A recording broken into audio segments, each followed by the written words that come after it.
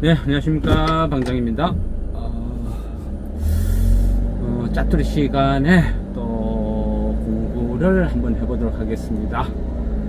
일단은, 항상 법이라는 게 좀 어려워요. 어려운데, 이번에 또 나온, 이 노란 봉투법, 그리고, 좀 더, 뭐라 해야 되죠? 더 강한,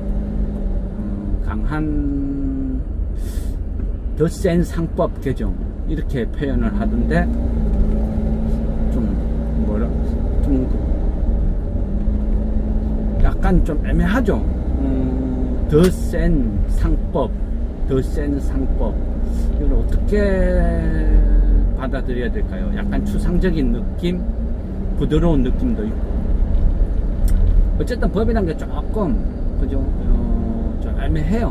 애매하고, 제가 주식쟁이로서 보는 관점은, 지금 나오는 관점은 그래요.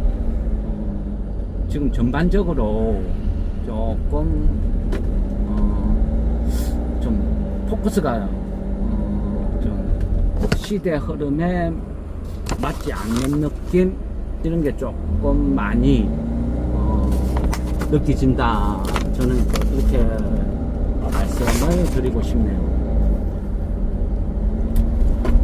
왜냐하면 시대적인 흐름이라는 게 있거든요. 그러면 정서도 달라져야 되는 거고, 우리가 시대를 물론 저도 소위 이야기하는 어떤 꼰대 세력이에요. 꼰대 세력보다는 세대. 그러다 보니까 아직도 식당에 가면 어떤 키오스크 이런 주문에 좀 버벅대고 익숙하지 않은 어떤 그런 세대인데, 근데 저도 이제 주식쟁이로서 여러 가지 이 법률, 법안 이런 것들을 나오면 공부를 해요. 공부를 하고 제가 생각하는 관점, 그리고 가능하면 다른 사람들의 관점도 많이 들어보고자 하거든요. 그래서 제가 바라보는 세상이 전부일 수는 없죠. 주식이라는 것은 어제 계좌턴 10대부터 한 60대, 70대까지 다양한 계층이 같은 무대에서 게임을 하는 거예요. 그래서 제가 아니라고 해서 시장 반응이 그대로 가는 게 아니더라는 거죠. 그래서 이 여러 세대의 어떤 생각, 공감 이런 것들이 결국은 시세로 나타나는구나, 이게 중요하구나, 내가 알고 있대서 그게 진실이 내가 알고 있는 조사를 한, 공부를 한 진실이 주식시장에서 그대로 나타나지 않구나, 이런 거는 느껴요. 그렇지만 대부분은 이 법이라는 게 제 또래, 한 50대, 60대 이런 또래에서 이 법이란 걸 대부분 관장하고 만들죠. 그러다 보니까 어떤 시대 유감, 때로는 시대 공감이 못 되는 이런 것도 많다, 약간은 그렇게 느껴져요. 일단은 이 노란 봉투법은 한 번씩 이래 설명을 안 드렸나? 잠깐 몰라요. 저도 막 이야기를 막 하고 생각을 하고 막 하다 보면 어쩔 때는 이거 설명드린 것 같은데 막 그렇게 해서 착각을 하는 경우도 있고, 또 어떤 때는 똑같은 소리 막 두 번, 세 번 반복하는 경우도 있어요. 일단은 이 사회적인 이슈니까 우리가 주식쟁이들이 어떤 주식을 할 때 기본 베이스, 지식 이런 것들을 저는 굉장히 중요하다 생각을 하거든요. 우리가 주식시장에서 노란 봉투법 이게 통과되었다 하니까 어떤 일이 벌어져요? 주식시장에서 로봇 테마가 급등을 하죠. 레인보우 로보틱스 이런 것 막 10% 이상 급등을 하죠. 그게 왜 그래요?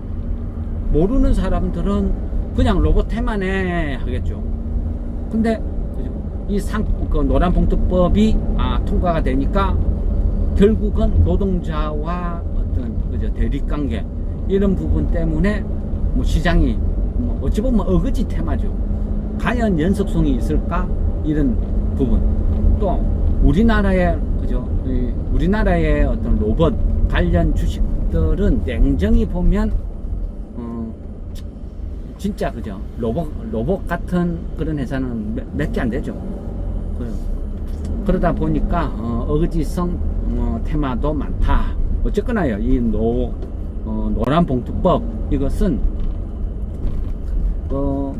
굳이 그죠? 약간 디테일하게 이야기하면 예전에 그죠? 이 쌍용 자동차도 우여곡절이 되게 많은 회사예요. 격동의 시대. 어찌 보면 좀 의리의 상징이라고 불릴 수도 있고, 흘러가면 그죠? 한도 끝도 없는데, 결국은, 세계 경영을 탱크주의를 꿈꿨던 김우중 회장님부터 또 대통령을 출마한 정주영 회장까지 다양한 각도의 사람들이, 거론이 되어 나오게 된다는 거죠. 그래서, 이거는 격동의 시대를 표명해야 되니까 이 부분은 조금 구체적으로 거론하기에는 문제가 있는 것 같습니다. 어쨌든 그 한때 그죠, 우리나라 이 재계를 이끌었던 분들이 정치의 어떤 한멸을 느끼고 그럴 바에는 차라리 내가 정치를 하겠다 이런 식으로 나선 적이 있었어요. 근래는 그죠, 일론 머스크가 그랬죠. 일론 머스크가 트럼프랑 싸우고 내가 정당을 만들겠다. 뭐 그거하고 비슷하다 생각하면 돼요. 그러니까 그 당시에 이제 김우중, 정주영 이런 분들이 실제 그죠, 어떤 정치에 입문을 하고 당을 만들고 직접 본인이 대통령 출마까지 한 그런 시절이 있었단 말이죠. 그래서 이런 어떤 격동의 시기에 맞는 이야기다 볼 수도 있어요. 노란 봉투법이라는 것은.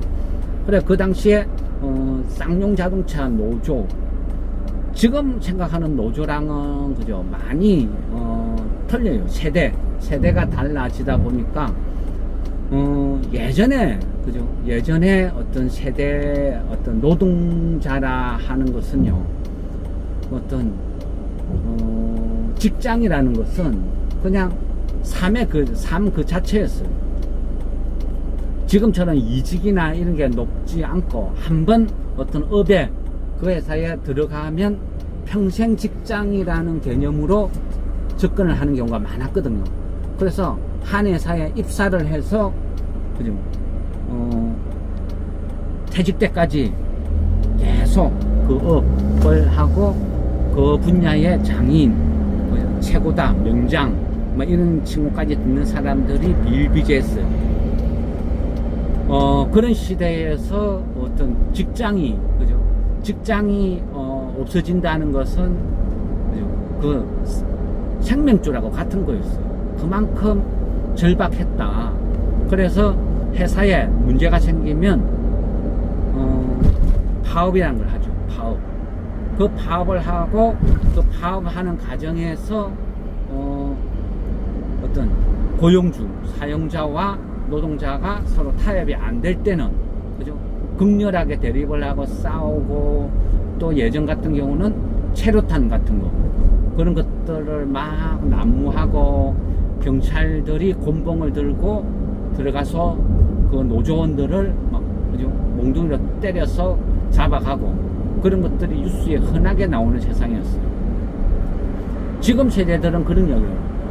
아니, 그러면 다른 회사로 가면 되지, 바로 거기에서 끝까지 싸우고 그래 했는지 이유를 모르겠다, 이해가 안 된다, 그런 말을 참 많이 해요. 뭐 지금 세대에서는 충분히 그럴 수 있어요. 근데 그 당시는 그죠, 정서가 틀렸다는 거예요. 직장이 그죠, 단순히 돈을 버는 그런 어떤 무게감 그런 게 아니라 삶 그 자체였다, 이렇게 볼 수도 있고, 때로는 그죠, 투쟁을 하고 싸우기도 했지만, 또 어떤 부분은 회사가 어렵고 힘들면 그죠, 직원들이 월급을 반납해서 일단은 회사를 살리자, 이런 경우도 비일비재했어요. 흔한 일이었죠. 어찌 보면 훈훈한 미담이라 볼 수도 있지만 그 역시도요, 회사가 없으면 나도 없다는 어떤 그런 인식, 생각의 차이점이라 볼 수도 있는 거죠. 그래, 그 당시는 그렇게 했다, 그래 볼 수 있는 거예요. 그래서 그 당시에 뭐 쌍용차 노조도 그죠, 3회 터전이 없어지니까 극렬하게 대립을 하고 싸우고 하는 과정에서 회사를 그죠, 서로가 회사를 장악하고 한쪽에서는 회사를 또 폐쇄시키고 직장 폐쇄로 맞서고 싸우고 하다 보니 엄청난 기물 파손, 그 기물 파손에 대한 손해배상 청구, 그래서 그 노조들이 엄청난 배상을 지게 되었다. 그래서 그거를 갚아 넣어야 되는데 돈이 없다. 그래서 노조원 가족들 아니면 그 회사 주변에서 생계를 꾸리는 많은 가게들이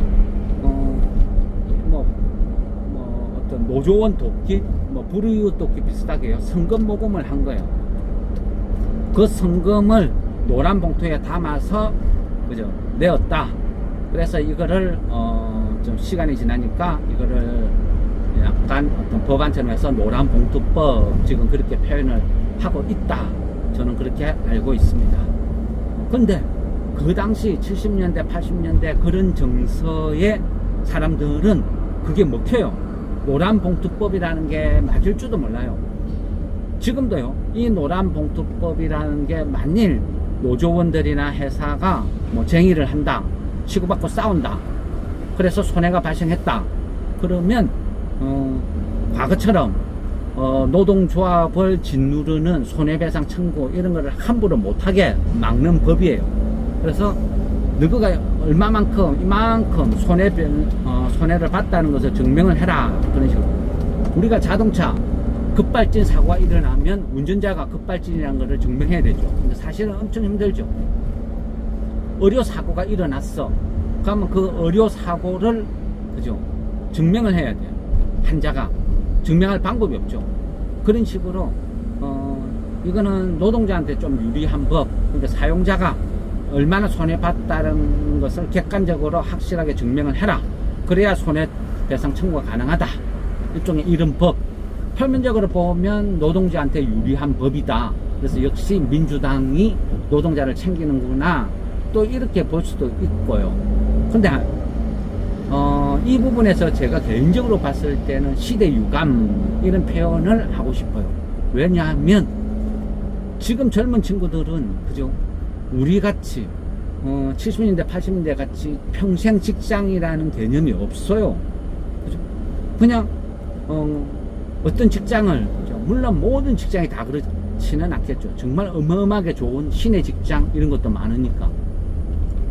그럼 내가 어떤 직장에 들어갔어, 그 직장에서 문제가 있으면 그죠, 문제가 있으면 내가 나갈 수도 있고 회사에서 그죠, 정리해고를 할 수도 있고, 그게 너무 보편화되어 있어요. 지금 세상은.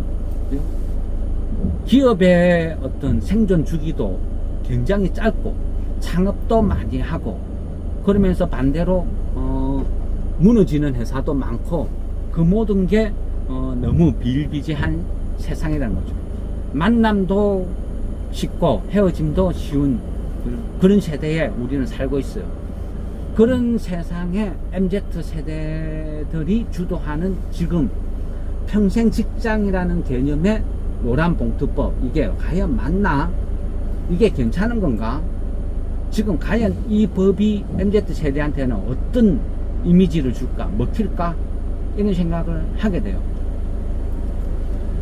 만일 회사가 어렵고 힘들어서 지금 월급을 못 준다, 우리 회사라는 생각을 가지고 다 같이 한번 살려보자 했을 때 과연 그게 지금 정서에 먹힐까? 반대로 회사가 엄청나게 돈을 많이 벌었어. 그럼 우리가 다 같이 고생했으니까 이 이익을 공유해서 나누자, 이런 회사가 과연 얼마나 있을까? 그죠? 꼭 성과급이라든지 이런 걸 노동법으로 정해둬도 더 달라고 막 싸우는 세상이죠.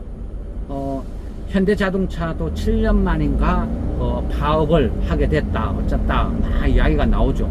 그러면 또 찜찜하고 불안불안해요. 왜 그러느냐? 현대자동차 우선주를 보유하고 있으니까 신경이 쓰이죠. 하이닉스, 그죠?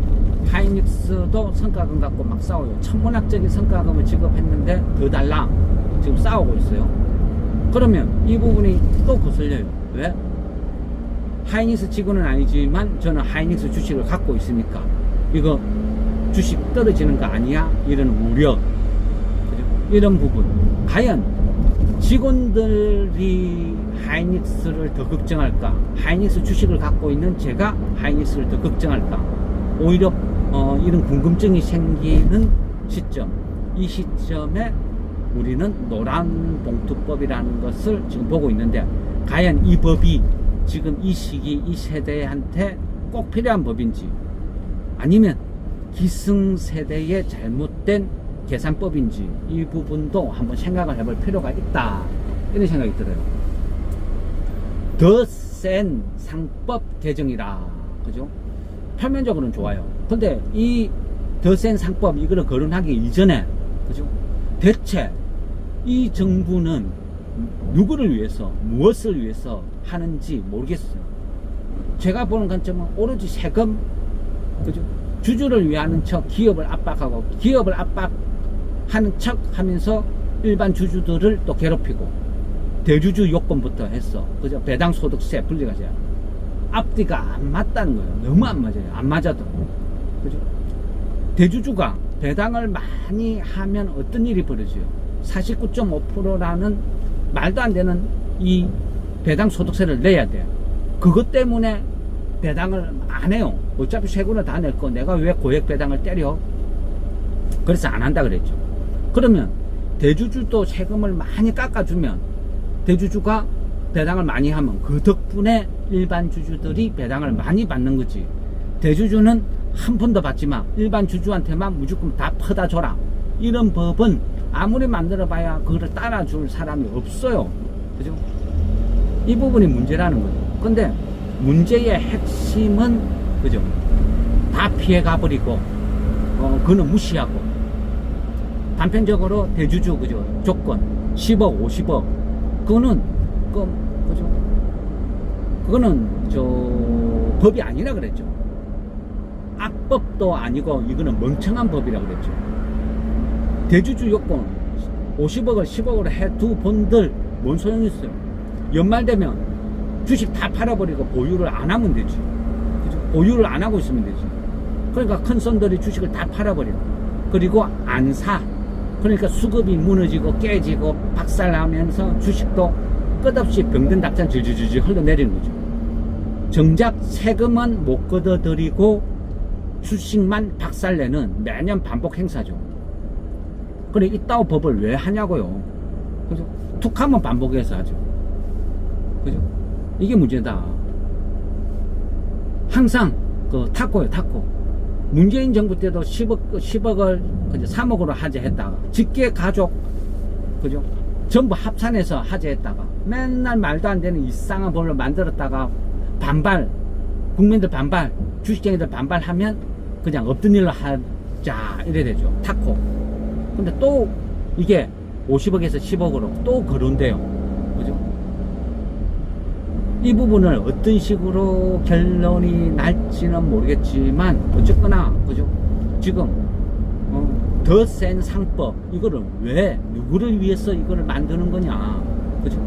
무슨 주식을 하면 참 뭐 부르조한지, 금수저인지, 그런 어떤, 그죠? 70년대 그런 어떤 사고방식으로 뭔가를 하는 것 같다. 제가 보는 관점은 노란봉투법도 그렇고, 더 센 상법도 그렇고, 아직도 70년대 학생운동 시절에 그 사고방식으로 세상을 보는 거 아닌가, 이런 생각이 들어요.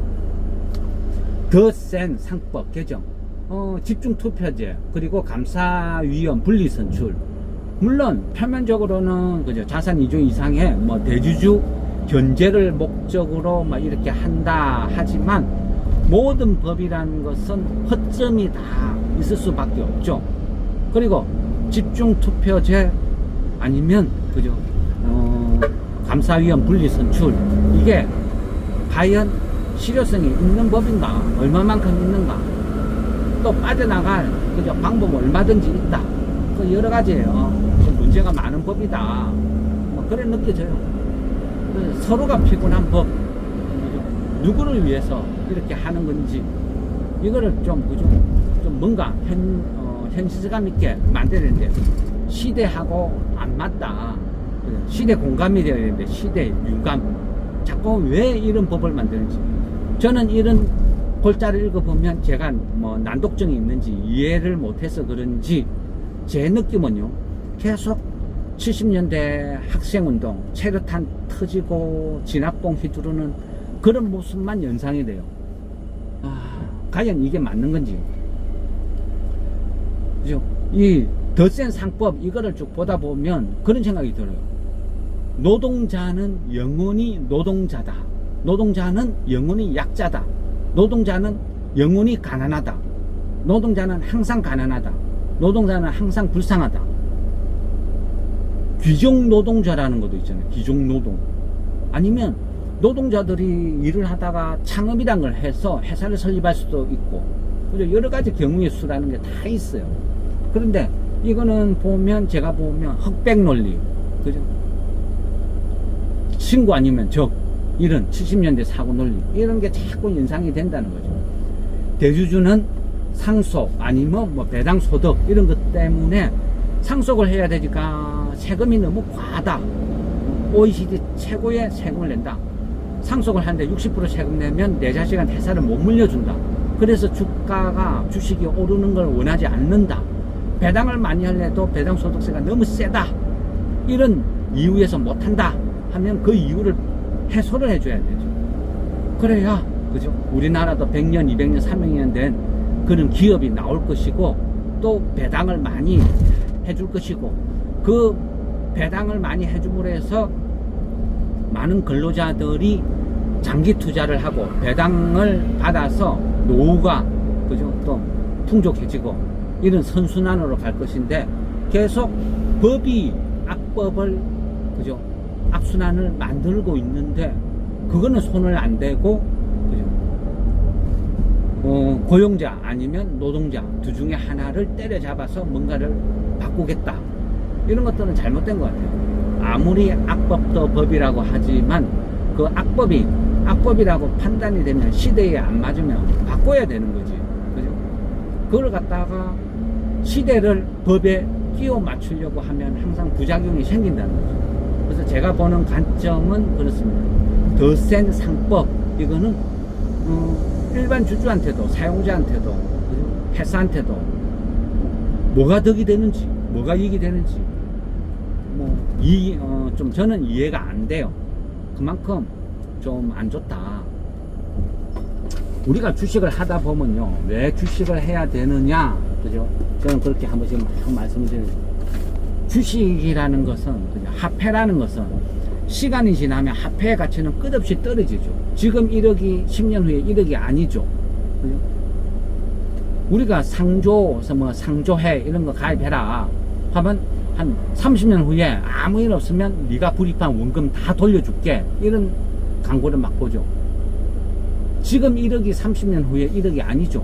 물가, 감가상각, 이런 화폐 가치 하락, 이런 것들 때문에 발생되는 거죠. 그런 식으로 주식 투자도, 주식도 일종의 물건이거든요. 화폐 가치가 떨어진 만큼 주식은 오른다. 그거를, 화폐 가치가 떨어진 것을 상쇄할 수 있는 방법이 주식이다, 이래 볼 수도 있는 거예요. 그래서 이 주식시장이 활성화되고 배당을 많이 하고 좋아지면, 진짜 5,000포인트 가면 많은 국민들이, 그죠? 생활이 윤택해지고, 최소한 주식쟁이가 1,400만 명이라 하고, 그 1,400만 명에 딸린 가족 수도 있겠죠. 그래 되면 그만큼 우리나라가 좀 윤택한 국가가 될 가능성이 많아진다는 거죠. 근데 그것을, 그죠?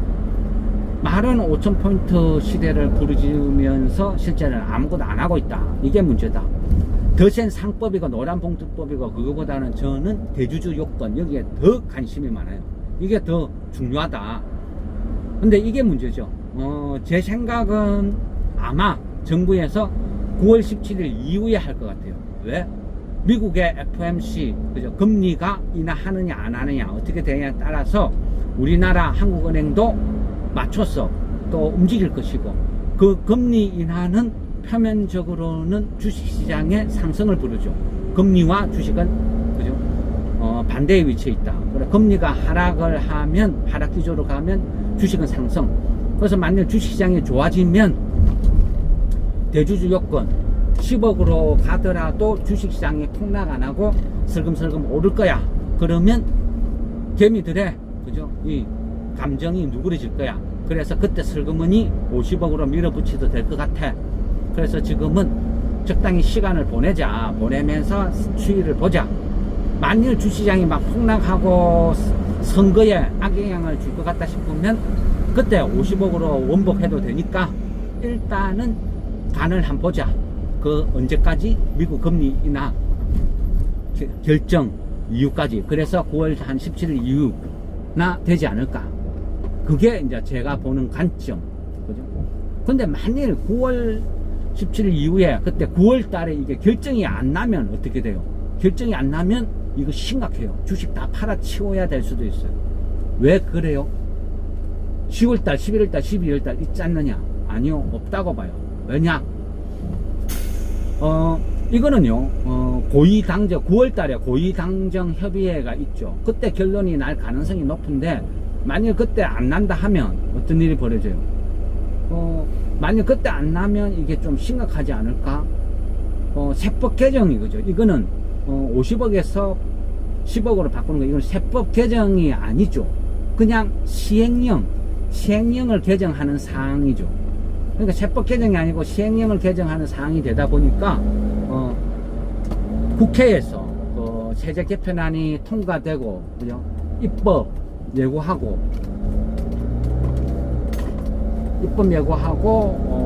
이런 과정들이 보통 그죠? 연말 연초에 한다는 거죠. 그래서 만일 이게 지금 9월 달에 고위당정 협의나 이쪽에서 결론이 안 난다, 여기서 유야무야 흘러가 버린다, 이래 되면 그죠? 이거는